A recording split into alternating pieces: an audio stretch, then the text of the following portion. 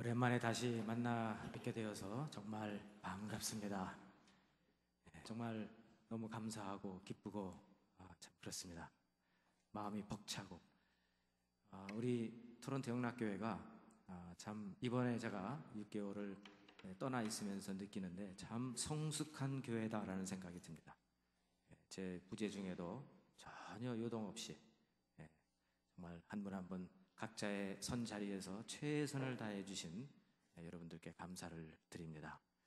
그리고 또 여러분의 기도와 또 사랑을 힘입어서 저는 많은 것을 가서 보고 배우고 느끼고 체험하고 왔습니다. 이제 그 이야기 보따리는 이제 천천히 풀어놓도록 하겠습니다. 오늘은 사실은 이제 강림주일 두 번째 주일이기 때문에 절기상으로는 주님의 오심에 대한 설교를 해야 되는 것이 마땅한데, 그러나 여러분 잘 아시지만 우리가 그동안 계속 성전 헌당에 대한 이벤트가 있었고, 또 오늘은 또 예배를 특별히 헌당 예배를 드리게 됩니다. 그래서 절기상으로는 조금 다르지만 그래도 오늘은 여러분과 함께 교회에 대한 말씀을 함께 묵상하고 은혜를 나누기를 원합니다. 오늘 우리는 성전을 봉헌하는 참 그런 귀한 시간을 갖게 되는데, 생각해보면 얼마나 하나님의 은혜가 아닌지 모릅니다. 특히 이민 생활을 하면서 우리가 땀 흘려서 일궈놓은 그런 것이라고 생각을 하니까 얼마나 감사한지 모릅니다. 이제 우리 교회는 모계지의 압박감에서 해방이 되었으니 이제 더욱더 시선을 여러 곳에 돌리면서 주님의 사랑이 필요한 곳에 우리가 그 일을 할 수 있을 것이라고 생각이 됩니다. 물론 우리가 그동안에 모계지 때문에 먼 곳에 일을 하지 못한 것은 아닙니다. 우리는 러시아 선교를 시작으로 또 키르키즈의 자렉센터라든지 또 연합신학교를 지원하는 일이라든지 상당히 많은 일들을 우리가 했고, 또 금년과 작년에는 캄보디아 선교로 또 많은 재정을 외부로 보냈습니다. 그러나 이제는 더욱더 사회에 또 지역 사회에 필요한, 그리고 땅 끝까지 주님의 사랑을 전할 수 있는 그런 교회가 될 수 있을 것입니다.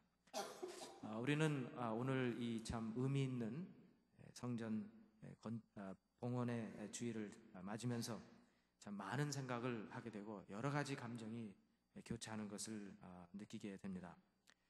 사실 우리가 여유가 있어서 건축 헌금을 드렸던 것은 아닙니다.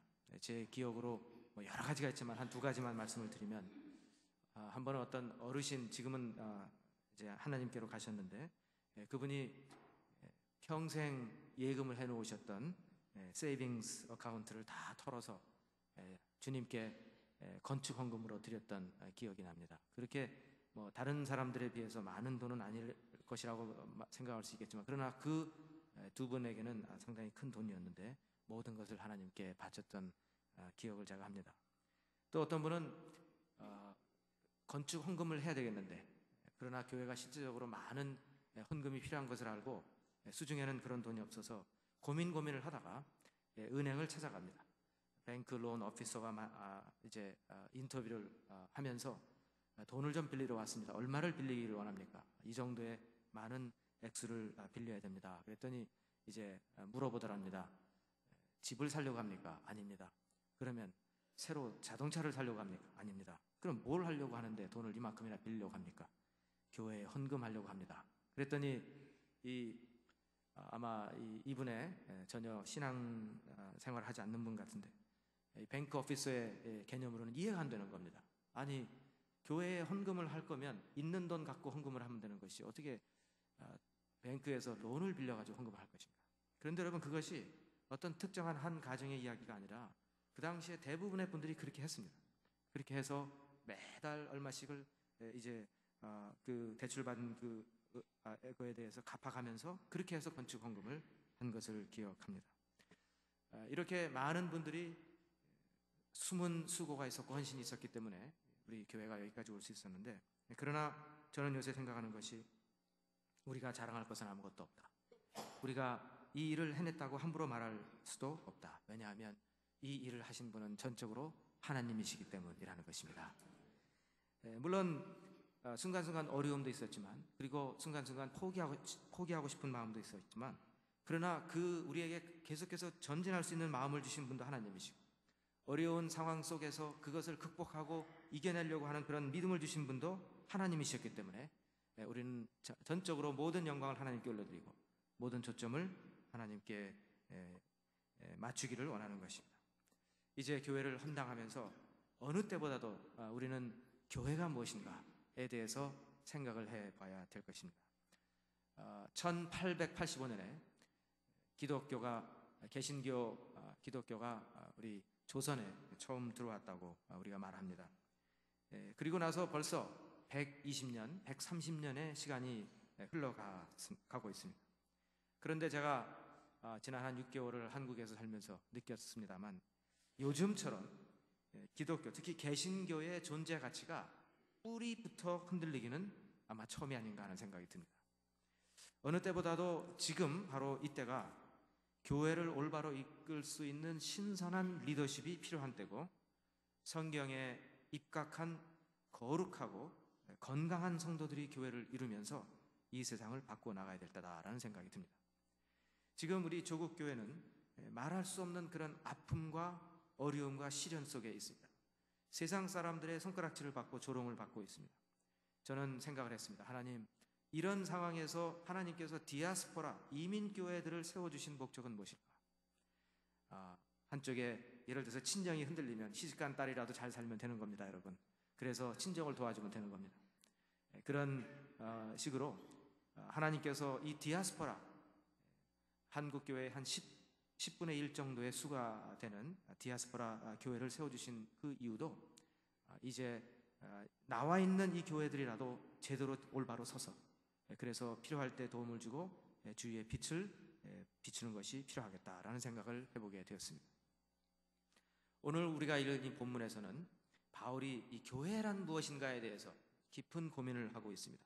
왜냐하면 그가 사랑했던 믿음의 제자인 디모데가 에베소라는 교회를 목회하고 있었는데 참 어려운 교회였습니다. 세상에 그렇게 어려운 교회가 없었습니다. 그래서 오직 디모데에게 있었던 한 가지 굴뚝 같은 마음은 하루속히 이 교회를 떠나야 된다는 것이죠. 그런데 바울은 디모데에게 말합니다. 떠나지 마라. 내가 너에게 속히 갈 것이다. 속히 가서 너를 도와줄 것이다. 그런데 하면서 혹시라도 내가 지체한다면 내가 하나님의 교회에서 어떻게 행실해야 될 것인가를 내가 보여주겠다라고 하면서 오늘 본문에서 3가지 답을 주고 있습니다. 그런데 이 3가지 답을 우리가 받기 전에 먼저 중요한 것은 3가지 질문이 무엇이었는가, 이것을 우리가 생각해 봐야 됩니다. 오늘 본문을 잘 보시면 14절과 15절, 특히 15절에 보시면 지금 바울은 3가지 질문을 하고 있습니다. 교회에 대한 본질적인 3가지 질문을 하고 있고 그 질문에 대한 답을 동시에 주고 있는 것을 보게 됩니다. 그래서 저는 여러분과 함께 이 3가지의 문제가 무엇인가, 3가지의 질문이 무엇인가를 같이 보려고 하는 것입니다. 사실 보게 되면 오늘날 기독교의 문제는 뭐냐면 리더십의 문제입니다. 리더십의 문제. 그 지도자들이 올바른 생각을 갖고 올바르게 교회를 이끌고 나가면 되는데 어디선가 지금 생각이 잘못되었습니다. 자, 첫 번째, 바울은 디모데에게 이 어려운 에베소 교회를 목회하면서 디모데가 분명히 물어보고 확실한 답을 갖고 있어야 될 것을 첫 번째 질문을 합니다. 첫째는 뭐냐면 교회는 누구의 것이냐, 이런 질문입니다. 한번 저를 따라해 보세요. 교회는 누구의 것인가? 자, 여러분, 이 질문 자체가 매우 유치하게 들리지 않습니까? 아니, 뭐 그런 질문이 있습니까? 라고. 왜냐하면 상식적으로 이미 다 답을 알고 있는 것입니다. 그런데 여러분, 문제는 지금 우리가 살아가고 있는 이 시대는 상식이 제대로 통하지 않고 있다는 데 문제가 있다, 이것입니다. 너무나 상식적인 이야기고 상식적인 질문인데 사람들이 이 상식을 넘어서 버렸습니다. 그래서 당연히 교회는 하나님의 교회고 이 교회의 주인은 하나님이 되시는데, 오늘날 많은 교회의 문제들을 보게 되면 그 교회의 문제들은 교리적인 문제가 별로 없어요. 물론 있죠. 그러나 교리적인 문제로 인해서 교회가 시끄러워지는 것은 거의 없습니다. 그러면 무엇의 문제? 문제는 기득권의 다툼입니다. 기득권. 즉 다시 말해서, 쉽게 말해서 누가 이 교회를 컨트롤할 것인가, 여기에 많은 사람들이 양보 없는 싸움을 하고 있다, 이것입니다. 그래서 한국의 많은 교회들이 보게 되면 원로 목사와 담임 목사의 관계가 아주 그 초점의 중심 부분에 있습니다. 그러니까 어떤 교회들은 아유 그렇게 힘드니까 차라리 세습을 하는 게 낫다. 왜? 아버지하고 아들은 안 싸울 거 아니냐. 그런데 아버지와 아들이 또 싸우는 그런 기적적인 현상도 일어나는 것을 제가 목도했습니다.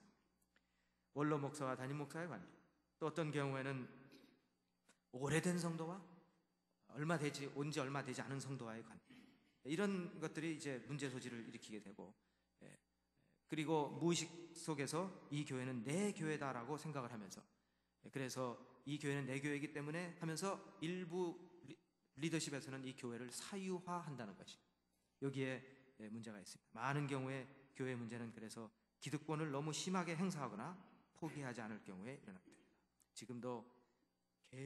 지금도 일어나고 있는 재정 횡령 사건 이런 걸 보게 되면, 물론 내막을 잘 들여다보면 완전히 유죄는 아닐 것이고 또 완전히 무죄도 아닐 것입니다. 어디에선가 절차상에 심각한 오류가 있었을 것입니다. 중요한 것은 교회의 주인은 살아계신 하나님 한 분이십니다. 그분만이 영광을 받으셔야 되고, 교회는 철저하게 그분의 뜻대로 진행되어야 될 줄 믿습니다. 그러니까 여러분, 교회에 나오실 때 이 교회는 내가 세운 교회인데 라고 하면 안 돼요. 하나님께서 나에게 참 그런 특권을 주신 것은 감사해요. 그러나 이 교회는 하나님의 교회입니다. 늘 이런 생각을 가져야 되고, 그러므로 아니 하면서 내 주장과 내 권리를 너무 앞세워서는 안 된다는 것입니다. 첫 번째, 지금 바울은 디모데에게 교회는 누구의 것인가 라는 질문을 하고 있고, 거기에 대한 답으로 교회는 살아계신 하나님의 집이다, 이렇게 답을 하고 있습니다. 여러분 믿으십니까? 두 번째 질문을 또 바울은 하고 있습니다. 그러면 교회는 한마디로 말해서 무엇과 같은가? 한번 저를 따라해보세요. 교회는 무엇과 같은가? 자, 교회가 무엇이냐라고 말을 할 때 바울은 지금 한마디로 요약을 해서 교회는 이것이다라고 답을 해주고 있습니다. 교회는 살아계신 하나님의 집이다. 15절에 보시면 만일 내가 지체하면 너로 하여금 하나님의 집에서 라고 말합니다. 그리고 이 집은 살아계신 하나님의 교회예요. 이 집이라는 말을 두 번 쓰고 있는데, 이 집이라는 말이 헬라어로 오이코스라는 말입니다.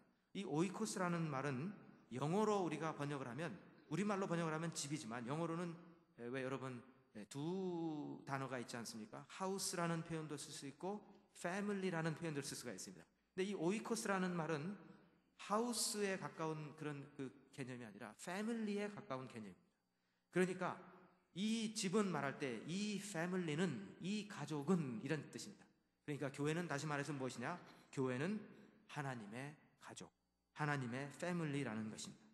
이런 단어가 여러 번 나와서 가족이라는 개념을 강하게 말해주고 있습니다. 자, 그러면 교회는 한마디로 무엇과 같은가라고 말할 때 교회는 가족과 같다라는 답을 주고 있다 이것입니다. 다시 말해서 가족이라는 말을 의도적으로 사용함으로 말미암아 교회는 부드러워야 된다라는 것을 우리에게 강조하고 있습니다. 여러분, 가족은 아무래도 부드럽잖아요. 물론 가족 안에도 분명한 질서가 있습니다. 특히 우리 유교적인 그런 개념에서는 그런 질서가 분명합니다. 그러나 가족은 아무래도 어떤 사회적인 조직과는 다릅니다. 분명한 상하의 조직, 이런 체제에서 있는 그런 조직과는 다릅니다. 그래서 가족에게서 우리가 기대하는 것은 뭐냐면 함께 생활하고 함께 고민하고 함께 먹고 함께 문제를 해결해 나가는 것을 말하는 것입니다. 그러므로 무엇이 교회다운 교회고 무엇이 건강한 교회냐라고 말할 때 그 답은 교회는 가족과 같은 느낌을 주는 교회여야만 건강한 교회고 교회다운 교회다라고 말을 할 수 있는 것입니다.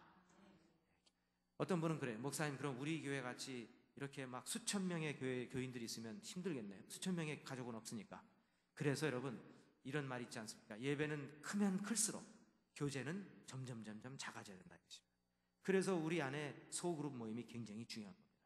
그래서 우리가 구역을 활성화시켜야 되는 것이고 선교회를 활성화시켜야 되고, 그리고 우리가 사역팀으로 함께 생활하는 것이 필요한 것입니다. 그래서 우리는 한 가족을 이루고 서로를 위하는 마음을 늘 가져야 됩니다. 여러분 보세요.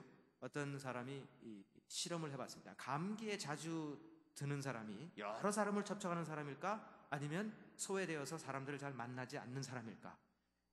답이 뭐라고 생각하십니까? 아무래도 여러 사람들을 만나면 그 바이러스를 옮길 확률이 높으니까 답이 그쪽으로 가죠. 그런데 답은 오히려 반대쪽입니다. 오히려 외롭고 고립적인 생활을 하는 사람이 감기에 걸릴 확률이 더 높다는 거예요. 왜냐하면 정신적으로 그만큼 약해져 있고, 그러다 보니까 약한 바이러스가 들어와서 그대로 그냥 넘어갈 수밖에 없는 것입니다. 그래서 중요한 것은 뭐냐면, 건강한 성도는 가족적인 분위기로서 늘 교회 안에서 마음을 주고받을 수 있는 그런 성도의 교제를 해야 된다는 것입니다. 바울은 교회가 하나님의 집이라는 표현을 쓰면서 너희의 짐을 서로 지라, 그리스도의 사랑의 법을 성취하라 라고 갈라디아서 6장 2절에서 말씀을 합니다. 왜 그럴까요? 가족은 서로 돕기 때문에 그렇습니다. 가족이라면 서로를 위해서 희생하고 굳은 일을 먼저 할 수 있기 때문에 그렇습니다. 그래서 여러분, 우리 교회가 진정으로 건강한 교회로 가려면 우리 교회에서 어떤 성도들이 많이 일어나야 되는지 아십니까? 이 교회에서 가장 굳은 일을 내가 앞장서서 하겠다는 그런 분들이 많이 일어나야 됩니다. 가장 어려운 일은 나에게 주십시오. 가장 힘든 일은 나에게 주십시오. 가장 굳은 일, 하기 싫은 일 나에게 주십시오. 한국은 3D라고 해서 그걸 누가 합니까? 외부에서, 다른 나라에서 인력을 동원해서 하지 않습니까? 그러나 진정한 하나님의 교회, 건강한 교회에서는 서로 앞장서서 내가 하겠다고 할 때 진정한 가족적인 교회가 되는 것입니다. 오늘 우리가 교회를 하나님 앞에 올려드리면서 우리에게 필요한 것을 다시 한번 점검해 봐야 됩니다. 필요한 것은 이런 가족적인, 서로 아끼고 사랑하는 마음입니다. 이런 마음을 갖고 우리가 올바르게 하나님 앞에 헌당하는 자세를 가지시기를 주님의 이름으로 축원합니다. 그 다음에 세 번째 질문, 바울이 하고 있습니다. 교회가 끝까지 지켜야 될 것은 무엇인가? 이런 질문입니다. 저를 한번 따라해 보세요. 교회가 끝까지 지켜야 될 것은 무엇인가? 네, 맞습니다. 한번 우리 15절을 보실까요? 뒷부분에 이 집은 살아계신 하나님의 교회요 진리의 기둥과 터니라 이렇게 말하고 있습니다. 바울은 교회가 세상 끝날까지 지켜야 될 것을 말하면서 바로 그것은 교회가 진리의 기둥과 진리의 터가 되어야 된다라고 말하고 있습니다. 즉 다시 말해서 교회에는 경건의 비밀이 있어야 되는데 그 경건의 비밀이 16절에 나와 있는 것입니다. 예수 그리스도께서 이 땅에 육신의 모습으로 오셔서 그 복음을 만국에 전파하신 것이 바로 진리를 말하는 것입니다. 그런데 지금 바울은 말합니다. 교회가 이 진리를 세상 끝날까지 끝까지 진리의 기둥과 터가 되어서 지켜야 된다는 것입니다. 교회는요, 다른 것을 아무리 잘해도 이 진리를 끝까지 지키지 못하면 안 되는 것입니다. 여기서 터라는 말을 씁니다. 파운데이션이라는 말을 썼습니다. 즉 다시 말해서 교회가 어떠한 터 위에 세워져야 되는지를 말하고 있습니다.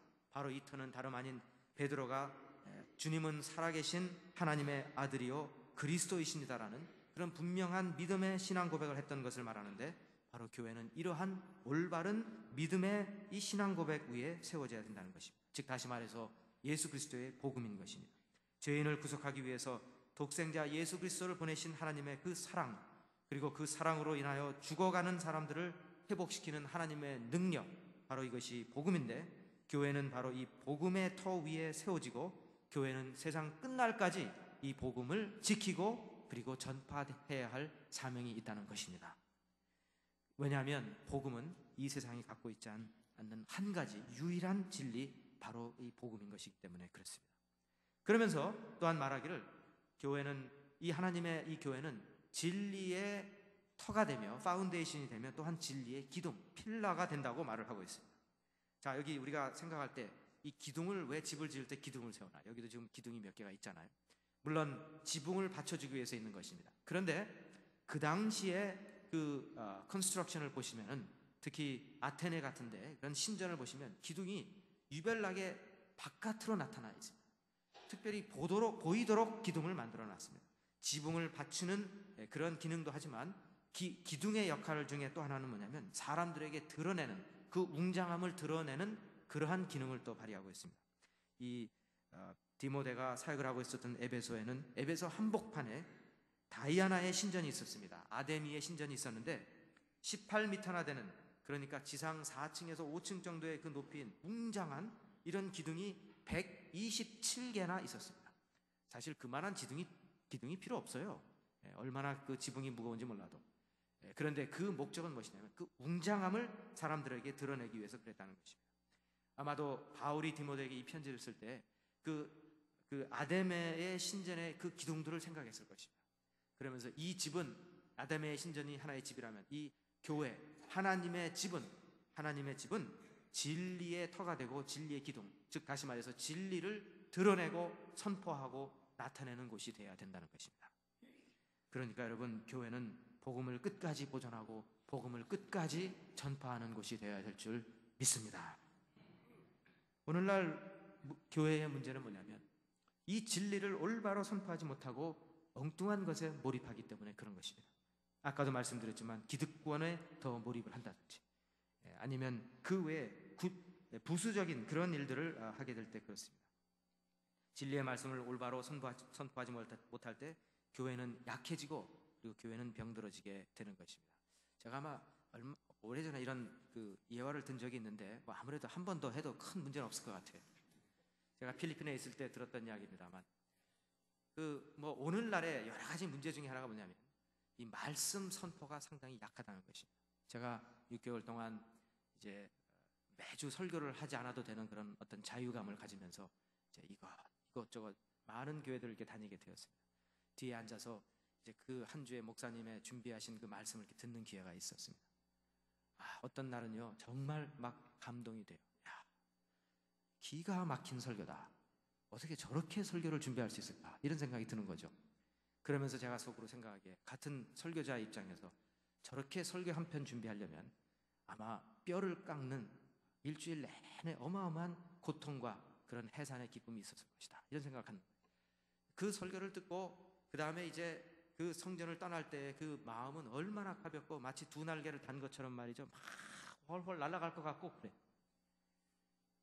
그런데 이제 그 다음 주에 또 다른 교회를 갔는데 생각을 한 거예요. 이번 주에 저 목사님이 무슨 시험에 들었을까? 왜 설교를 제대로 작성하시지 못했을까? 이런 생각을 갖게 되는 거죠. 누가 저 목사님을 이번 주에 괴롭혔나? 이런 생각을 그러는 거예요. 그럼 제가 이제 그 설교를 준비되지 않은 그 설교의 목표는 단 한 가지였습니다. 40분을 채우는 게 목표였어요. 그 설교를 듣고 그 다음에 이 나가는데 그 성전을 나가면서의 제 발걸음은 얼마나 무거운지 모르겠고 막 허탈감, 무언가를 뺏겼다는 그런 느낌이 들면서 내가 이제 영적으로 힘을 얻지 못했는데 일주일을 어떻게 살아야 될 것인가라는 그런 고민에 빠지게 되더라고요. 이것이 성도가 느끼는 그런 감정인가 보다라는 그런 생각을 하게 되었습니다. 제가 오래전에 필리핀에 있을 때 들은 이야기인데 어떤 목사님의 설교가 너무 안 좋은, 너무 은혜가 안 되는 거예요. 그래서 이제 비상대책위원회가 생겼습니다. 침례교였던 것 같아요. 왜냐하면 장로님들이 모인 게 아니라 집사님들이 모였어요. 이 난관을 우리가 어떻게 이걸 극복해야 되는가? 이제 의논을 하다가 그 중에 제일 연세가 많은 집사님에게 이제 일임을 하게 됩니다. 집사님께서 목사님에게 가서 한번 물어보십시오. 일주일에 설교 한 편 준비를 하기 위해서 몇 시간 준비를 하시는지 한번 그걸 물어보고 답을 갖고 오십시오. 집사님이 어렵게 목사님 앞에 가서 머리를 퍽퍽 긁으면서 죄송합니다. 이거 정말 제가 이렇게까지 해서는 안 되는데, 그런데 그냥 짧게 물어보고 짧게 답해 주시면 그냥 금방 가겠습니다. 몇 시간 설교 준비하십니까? 그랬더니 목사님이 당황을 하면서 아니 어떻게 그런 질문을 합니까? 그래서 죄송한데요. 그냥 빨리 답만 해주시면 그냥 가겠습니다. 정말 그 답을 원하느냐고 했더니 예, 죄송합니다. 집사님, 내 나이가 지금 몇 살입니까? 글쎄요, 목사님 거의 70대시지 않았습니까? 이제 은퇴를 바라보시지 않습니까? 그렇죠. 그럼 내가 지금 설교를 몇 년 했습니까? 거의 40년 하셨죠. 그러면 40년 세상 일을 하면 집사님 생각에 준비가 필요합니까? 그러나 설교는 다르지 않습니까? 집사님, 특별히 준비할 필요 없어요. 다 있습니다, 머릿속에. 아니, 목사님 그냥 그렇게 말하시지 말고 몇 시간인지 그것만 얘기해 주시고 답만 갖고 가면 됩니다. 정말 답을 원하느냐? 예, 죄송합니다. 그러면 꼭 답을 해주겠다고 하면서 내가 주일 아침에 일어나서 사택문을 열고 나와서 교회 마당을 지나서 성전 문에 딱 들어가면, 그리고 강대상에 딱 서면 그때 이제 설교가 준비가 다 끝납니다. 깜짝 놀랐어요. 이 소식을 다시 비상대책위원회에 갖고 갔습니다. 집사님들이 막 이제 국리를 하다가 그러면 사택을 아주 먼 곳으로 옮기자라는 결론을 내렸다는 것입니다. 그래서 제가 느낀 것입니다. 설교자는 말씀을 잘 전해야 되는구나. 그렇게 하려면 때를 어떤지 못 어떤지 힘써서 준비하고 최선을 다해야 되는구나. 이것이 오늘날 교회가 살 길이다. 말씀대로 올바로 가르치고 올바로 경책하고 올바로 권하는 것이야말로 오늘날 우리에게 필요한 것이다라는 생각이 들었습니다.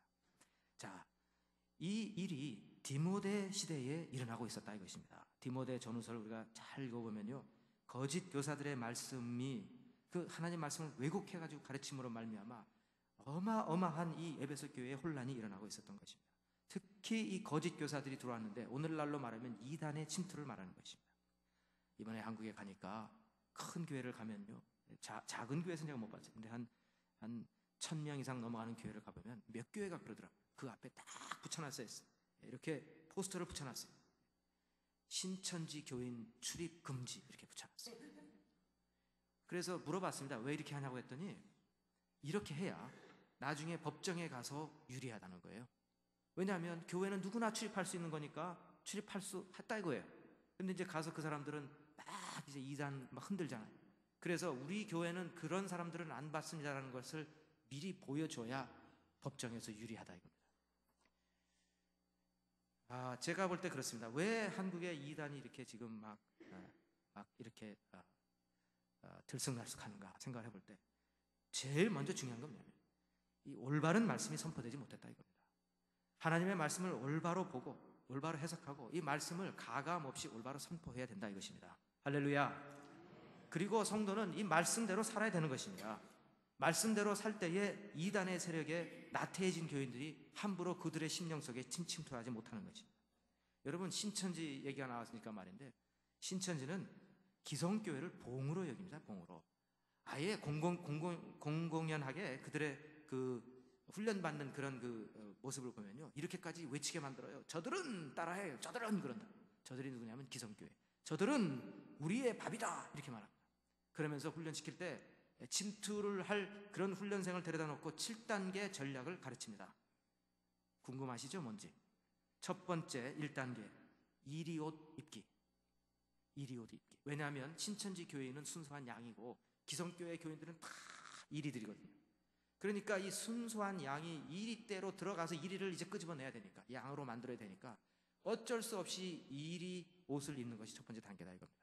즉 다시 말해서 이리의 옷을 입고 마치 내가 기성교회 교인인 척하면서 들어가는 것이 첫 번째 단계인데, 이것을 침투라고 합니다. 근데 이제 이 신천지 교인들에게는 상당히 곤욕스러운 것이 기성교회 안으로 들어가는 거예요. 왜냐하면 그들이 제일 싫어하는 찬양이 뭐냐면 나 구원 받았네, 너 구원 받았네, 우리 구원 받았네. 이거 같이 옆에서 같이 따라 부르는 게 얼마나 곤욕스러운지 모른다는 거예요. 왜? 거짓말이니까. 우리 신천지 교인만 구원 받았거든요.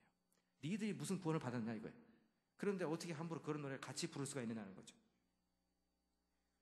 첫 번째 단계는 이리 옷 입기. 두 번째 단계는 정탐하기. 특히 교회의 분란을 살펴본다는 거예요. 어디에 교회 문제가 있는가, 뜬 소문을 어디에, 헛소문을 어디에 올릴 수 있는가를 잘 정탐하는 것이 두 번째 단계. 세 번째 단계는 뭐냐면 마치 여리고성을 7번 돌았듯이 성돌기를 말하는데, 이건 뭐냐면 교회 행사에 열심히 참여하기. 여러분, 토론토에도 신천지에 지부가 있다는 소식을 제가 듣고 왔어요. 큰 교회를 우선적으로 한다니까 우리도 경계해야 될 것 같습니다. 여기 있는 분 제 방으로 자수하십시오. 농담이고. 네. 있다면. 네. 성돌기를 해요. 교회 행사에 열심히 참여하기. 그런데 단 조심하라는 거예요. 왜? 너무 열심히 참여하면 신천지 교인으로 몰릴 수 있으니까 들통나지 않도록 그저 적당히 그러나 확실히 눈동자를 찍을 수 있을 정도로 참여하라 이거예요. 네 번째는 알곡 선정하기. 알곡을 선정하라. 무슨 말이냐면 이 교회의 불만자를 잘 찾아보라는 거예요. 왜냐하면 교회에 그저 예스맨으로 늘 충성하는 사람들을 하고 붙어봐야 시간 낭비다 이겁니다. 그러나 중요한 것은 교회에 불만을 갖고 있는 사람들이야말로 아주 폭발적인 에너지를 갖고 있다는 거예요. 그러니까 그들을 잘 탐색해서 이제 가야 되고 교회에 충성하는 자들은 비켜가라는 겁니다. 다섯 번째, 이제부터 전투가 시작이 되는데 이제 그들의 목자가 되라. 불만 성도의 목자가 되어서 어려울 때 가서 들어주고 이야기를 들어주면서 실제적으로 도움도 주고 하면서 그 사람들을 내 사람으로 만드는 작업을 하는 것입니다. 여섯 번째, 전복하기. 그냥 들어 엎은다 이거죠. 목사의 목을 베는 그런 방법을 이제 찾아야 된다. 어떤 있지도 않았던 스캔들이 일어났다고 막 들추기, 장로 중에 한 사람을 딱 앞세워가지고 목사를 막 공격하게 만들고, 이렇게 해서 그리고 유언 비어를 퍼뜨린다. 일곱 번째, 추수하기. 이 추수하기가 뭐냐면 기성교회 다니고 있는 이 성도를 일단 그 교회에서 꺼내서 신천지가 운영하고 있는 복음방으로 인도하면 끝. 그러면 이제 그때는 또 다른 특공대원들이 복음방 안에서 이제 막 또 세뇌 공작을 하면 된다는 거예요. 그러니까 기성교회 그 이리때 속으로 침투하는 여러분의 그 훈련생의 목표는 뭐냐면 들어가서 사람들을 끌고 나와서 복음방으로 인도하는 것으로 임무는 끝난다는 것입니다. 제가 보니까 말이죠, 이 사람들은 여호와의 증인이나 통일교보다 더 사악해요. 왜냐하면 여호와의 증인이나 통일교는 그냥 아무나 다 가서 전도합니다. 다 포섭해요. 그런데 이 신천지 사람들은 유독히 기성교인들을 타겟팅하고 있다 이것입니다. 하나님의 교회를 무너뜨리려고 아예 작정을 한 사람들입니다. 그리고 기성교회를 뭐라고 부르는지 아십니까? 추수밭이라고 불러요. 추수밭. 우리가 추수해야 될 곳이 바로 기성교회라는 것입니다. 그런데 여러분, 지금 한국의 교회들이 어려워지니까 정말 추수밭 아닌 추수밭이 되어버렸어요. 그러면서 말합니다. 결국 그들은 우리의 밭이 될 것이다.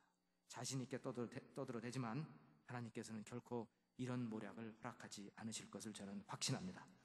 그리고 그들에게는 무서운 심판과 벌이 있다는 것을 그들은 깨닫게 될 것입니다. 자, 이제 오늘 좀 말씀이 길어졌지만 우리가 성전을 헌당하는 아주 그런 어떻게 보면 상당히 중요한 교차로에서 우리는 다시 한번 교회가 무엇인가를 생각해 보게 됩니다. 진정한 교회가 되도록, 사실 교회는 건물도 교회라고 볼 수 있겠지만 더 중요한 것은 우리가 하나님의 성전입니다. 둘 셋이 모인 곳에 내가 너희와 함께 하겠다고 하신 주님의 말씀입니다. 바로 우리가 하나님의 교회인 것입니다. 그러면 이 진정한 교회가 되기 위해서 우리는 어떻게 힘써야 될 것인가? 첫째, 우리는 분명히 생각해야 됩니다. 교회는 하나님의 것이다. 이 부분을 깊이 생각하고 내가 기득권의 자리에 서지 않도록 늘 내 자신을 겸손히 지켜야 될 줄 믿습니다. 혹시라도 내가 이 교회를 내가 세운 교회, 내 교회라고 생각하지는 않았는지, 여러분, 우리가 충성을 하고 헌신을 하기 위해서는 내 교회라는 말을 쓰면 됩니다. 그러나 나의 권리와 나의 이익을 따지기 위해서는 내 교회라는 그런 말을 써서는 안 되는 것입니다. 두 번째, 교회는 가족처럼 따뜻해야 된다는 것입니다. 내가 먼저 손을 내밀어서 따뜻하게 교회 식구들을 감싸주고 품어줘야 됩니다. 특히 새로 오신 분들을 따뜻하게 대하고 새로 오신 분들을 곁에서 맴돌지 않도록 우리가 안으로 들어오도록 도와주어야 되는 것입니다. 세 번째, 교회는 진리를 끝까지 지켜야 하는 것입니다. 진리는 우리가 알고 우리가 마음으로 믿는 것으로만으로서는 부족합니다. 진리는 우리가 알고 믿고 거하고 실천해야 되는 것입니다. 그러므로 우리는 이 진리의 말씀을 올바로 받아들이면서 월요일부터 토요일까지 진실한 크리스찬의 삶을 살아야 될 줄 믿습니다. 제가 이번에 가서 참 놀란 것 중에 하나가 뭐냐면요, 그 교통법규 정말 안 지키대요. 막 무서워요. 운전을 하는데 빨간불에 샥샥 지나가고 그래. 그러니까 제가 얼마나 이 당황스러운지 분명히 파란불에서 가야 되는데 빨간불이 이쪽에서는 빨간불에 지나갈 수 있다는 거죠. 그래서 제가 그런 이야기를 좀 했더니 어떤 분들은 그래, 맞다.